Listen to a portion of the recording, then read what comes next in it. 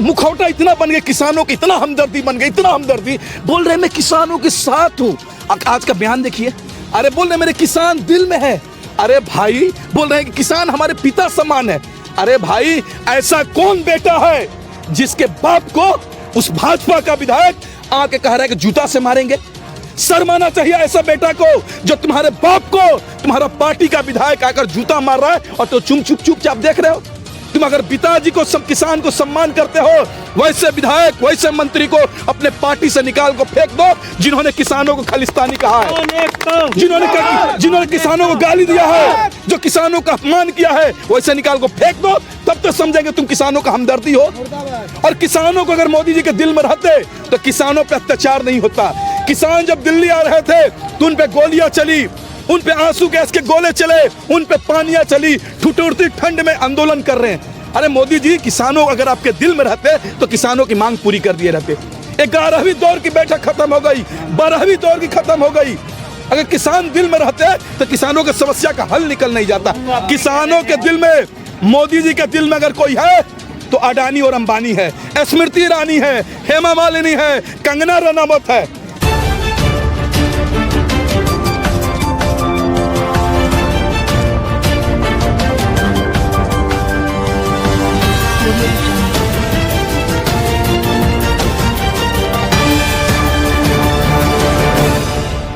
आपसे सवाल है मेरा कि मोदी जी कह रहे हैं कि जमीन नहीं जाएगी, जमीन को कोई खतरा नहीं है इस बिल के तहत। एमएसपी था, है, रहेगा, फिर क्या दिक्कत है? क्यों बैठे हैं? मैं एक बात बता देना चाहता हूं, मोदी जी का मैं सैकड़ों बयान ऐसा सुना दूंगा जो कहते हैं रहेगा वो निश्चित रूप से नहीं रहेगा। मैं एग्जांपल बता रहा हूं।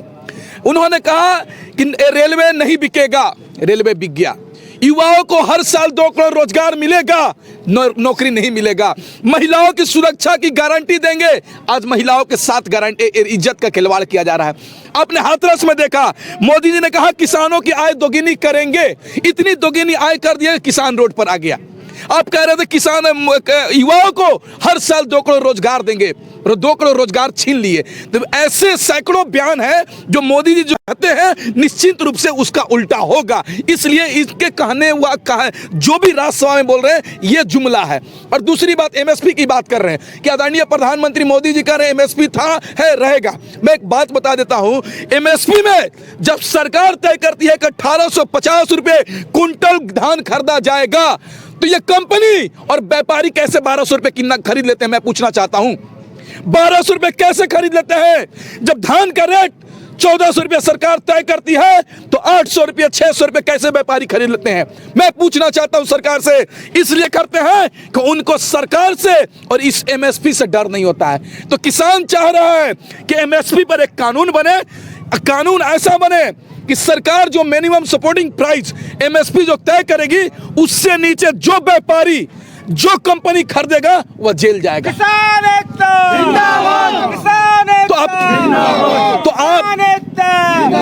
तो आप क्यों नहीं कर रहे हैं? मैं पूछना चाहता हूं मोदी जी से, तो आप क्यों नहीं एमएसपी में कानून बना रहे हैं? और दूसरी बात, उन्होंने कहा राज्यसभा में कि यह किस आंदोलन जीवी है। तो एक बात बता दूं, यह देश आंदोलनकारियों का देश है, क्योंकि देश हमारा जब गुलाम था तो भगत सिंह, अशफाक उल्लाह खान, महात्मा गांधी जैसे आंदोलनकारी ने पैदा हुआ, तब जाके अंग्रेजों से यह हमारा देश गुलाम था वो मुक्त हुआ है।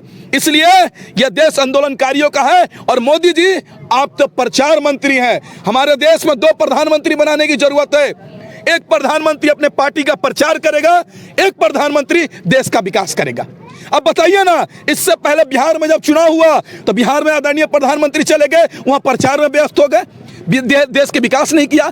फिर दिल्ली में एमसीडी का चुनाव हुआ, उसमें व्यस्त हो गए। अभी बंगाल में चुनाव है, वहां व्यस्त हो जाएंगे। फिर थोड़ी देरों के बाद उत्तर प्रदेश में चुनाव होगा, वहां व्यस्त हो जाएंगे। फिर थोड़ी दिनों के बाद पंजाब में चुनाव होगा, वहां व्यस्त हो जाएंगे। अरे भाई, ये प्रधानमंत्री है या प्रचार मंत्री है? इसलिए इस देश में 2 प्रधानमंत्री बनने की जरूरत होगी, तब जाके युवाओं की बात होगी, किसानों की बात होगी, महिलाओं की बात होगी, छात्रों की बात होगी, तब जाके हमारा देश चलेगा। और तीसरी बात, प्रधानमंत्री जी कह रहे हैं राज्यसभा में एकदम मुखौटा इतना बन गया किसानों की, इतना हमदर्दी बन गई, इतना हमदर्दी, बोल रहे मैं किसानों के साथ हूं। आज का बयान देखिए, अरे बोल रहे मेरे किसान दिल में है। अरे भाई बोल रहे हैं कि किसान हमारे पिता समान है। अरे भाई, ऐसा कौन बेटा है जिसके बाप को उस भाजपा का विधायक आके कह रहा है कि जूता से मारेंगे? शर्माना चाहिए ऐसा बेटा को जो तुम्हारे बाप को तुम्हारा पार्टी का विधायक आकर जूता मार रहा है और तो चुपचाप देख रहे हो। तुम अगर पिताजी को किसान को सम्मान करते हो, वैसे विधायक वैसे मंत्री को अपने पार्टी से निकाल को फेंक दो जिन्होंने किसानों को खालिस्तानी कहा है, जिन्होंने किसानों को गाली दिया है, जो किसानों का अपमान किया है, वैसे निकाल को फेंक दो, तब तो समझेंगे तुम किसानों का हमदर्दी हो। और किसानों को अगर मोदी जी के दिल में रहते तो किसानों पर अत्याचार नहीं होता। किसान जब दिल्ली आ रहे थे तो उन पे गोलियां चली, उन पे आंसू गैस के गोले चले, उन पे पानियां चली, ठिठुरती ठंड में आंदोलन कर रहे हैं। अरे मोदी जी, किसानों अगर आपके दिल में रहते तो किसानों की मांग पूरी कर दिए रहते। 11वीं दौर की बैठक खत्म हो गई, 12वीं दौर की खत्म हो गई। अगर किसान दिल में रहते तो किसानों की समस्या का हल निकल नहीं जाता। किसानों के दिल में, मोदी जी के दिल में अगर कोई है तो अडानी और अंबानी है, स्मृति ईरानी है, हेमा मालिनी है, कंगना रनावत है। इस देश में किसानों के दिल में अगर थोड़ी सी भी जगह रहती ना मोदी जी का, तो किसान का समस्या का समाधान हल हो जाता।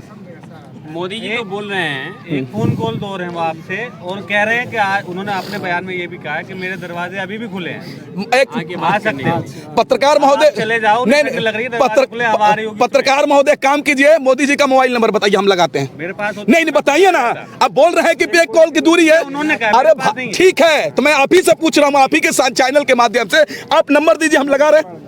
आप नंबर दीजिए ना, हम लगाते हैं, बात करते हैं कि गाजीपुर बॉर्डर से बोल रहे हैं, हम किसानों के समर्थक है, किसान हमारे साथ आप बात करना चाहते हैं, किसानों को बात करवाएंगे। लीजिए चाचा, बात करेंगे।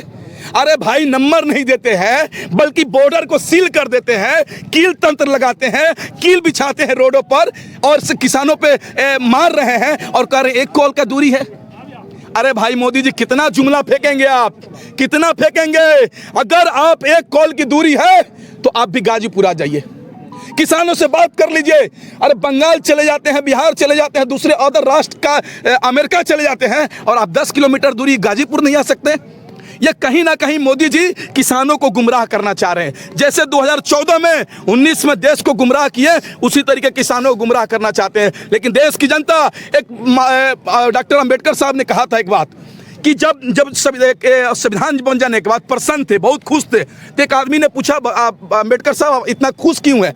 तो उन्होंने कहा कि मैं एक संविधान बनाया हूं, इसके तहत सबको, गरीब को, दलित को, किसान को, मजदूर को न्याय मिलेगा।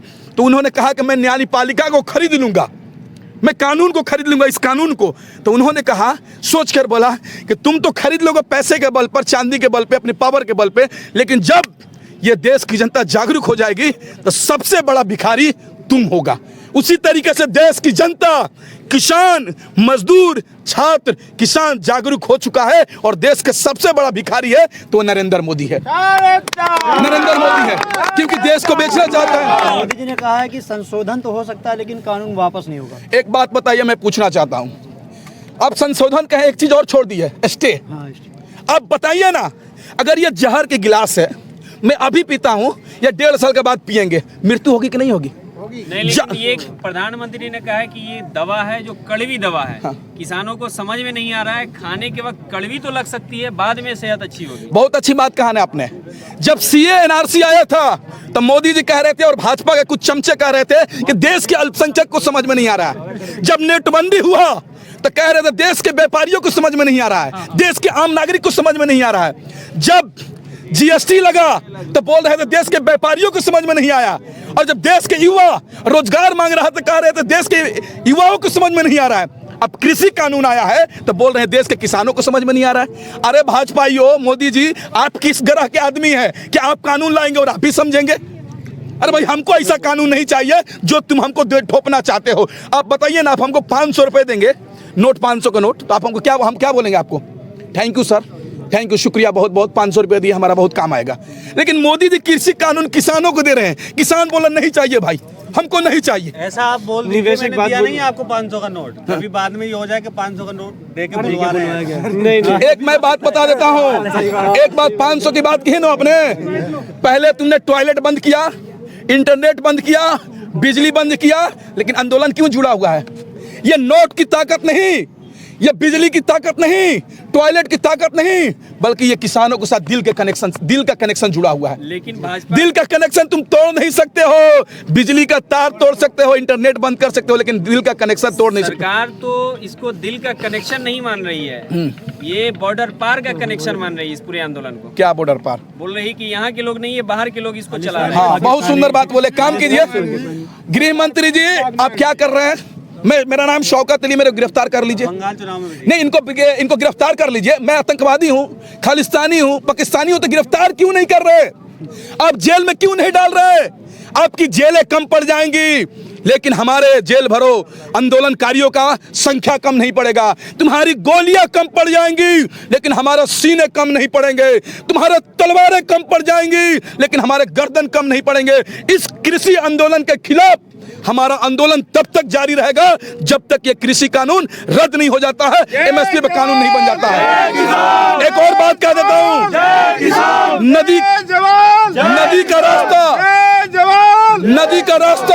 नदी का रास्ता पहाड़ कभी नहीं रोक सकती है। नदी अपना रास्ता पहाड़ को चीर कर बनाता है। उसी तरीके से ये आंदोलन तब तक खत्म नहीं होगा जब तक तीनों कृषि कानून रद्द नहीं हो जाता है और एमएसपी पे कानून नहीं बन जाता है। देख लीजिएगा। और एक बात, सरकार घुटने टेकेगी, क्योंकि जब हमारा सीता जी को रावण ने अपहरण किया था तो बोलता था सीता जी को हम नहीं छोड़ेंगे। जब हमारे देश पे अंग्रेज गुलाम किए थे तो बोल रहे थे इस देश छोड़ कर नहीं जाएंगे। उसी तरीके से नरेंद्र मोदी तनाशाह सरकार कह रही है कि कृषि कानून रद्द नहीं करेंगे। आप थोड़ा सा इंतजार कीजिए। यही सरकार कह रही थी कृषि कानून को संशोधन नहीं करेंगे, स्टे नहीं करेंगे। किसान मानने को भी तैयार नहीं थी, लेकिन अब क्या कर रही है? स्टे लगाने के लिए भी तैयार है, संशोधन करने के लिए भी। तो आप थोड़ा सा इंतजार कीजिए पत्रकार महोदय। यह सरकार किसानों के बीच में घुटने टेकेगी और कहेगी माफ कर दो किसान भाइयों, माफ कर दो किसान भाइयों, हमसे गलती हो गई। कृषि कानून रद्द कर रहे हैं, एमएसपी पे कानून बना रहे हैं। शुक्रिया, धन्यवाद।